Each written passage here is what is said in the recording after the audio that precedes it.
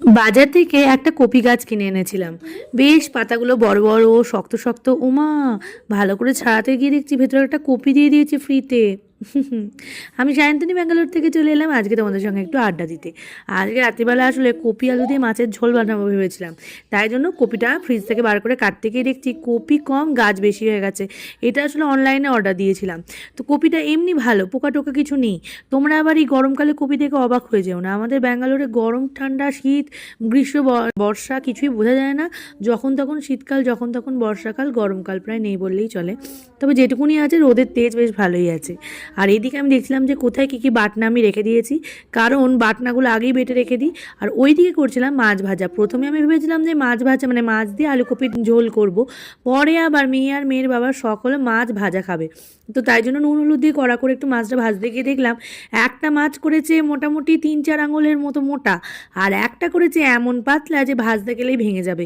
এখানের এইটাই প্রবলেম, ছুরি দিয়ে কাটে তো হিজিবিজি করে যা হোক করে কেটে দেয়। ওইরমভাবেই রান্না করে করে অভ্যাস হয়ে গেছে। তবে যদি তুমি কাউকে দিতে যাও না, বুঝতে পারবে না যে কোনটা ছোট কোনটা বড়। মানে এই সব কটাই বিচ্ছিরি বিচ্ছিরি করে কাটা।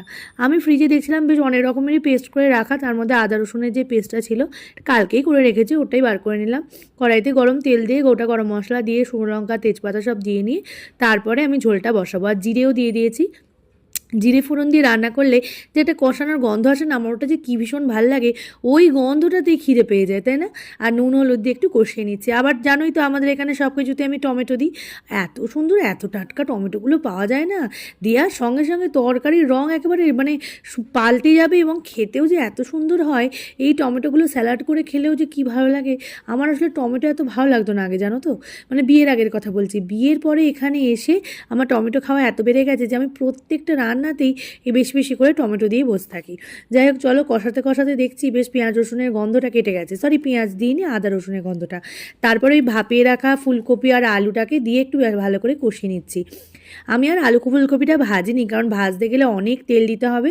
এরকম করে কষিয়ে কষিয়ে করে দিই, খুব একটা তেল লাগবে না, হালকা পাতলার মধ্যে একটু হজম করারও তো ব্যাপার আছে। এদিকে আমার আলু কপির তরকারিটা মোটামুটি কমপ্লিট হয়ে গেছে, তখন 9:30 বাজছিল। ওদিকে মেয়ের বাবা এসে বললো সবারই খাওয়া দাওয়া হয়ে গেছে, সবাই নিচে নেমে গেছে, খেলছে গল্প করছে, চলো আমরাও একটু নিচ থেকে হেঁটে আসি। এই কথা শুনে আমি তাড়াতাড়ি রুটি করা শুরু করে দিলাম। আমাদের এখানে মোটামুটি 7:30-8টার সময় সবাই ডিনার শুরু করে দেয়। 9টার মধ্যে ডিনার করে বাড়ির সব কাজকর্ম করে সবাই নিচে নেমে পড়ে। নিচে নেমে 1 ঘন্টা ধরে হাঁটাহাঁটি গল্প আড্ডা দিয়ে তারপরে ওপরে এসে ঘুমোতে চলে আসে। চলো আমার রান্নাবান্না সব শেষ। এরপরে আমি আম কুটে দিলাম।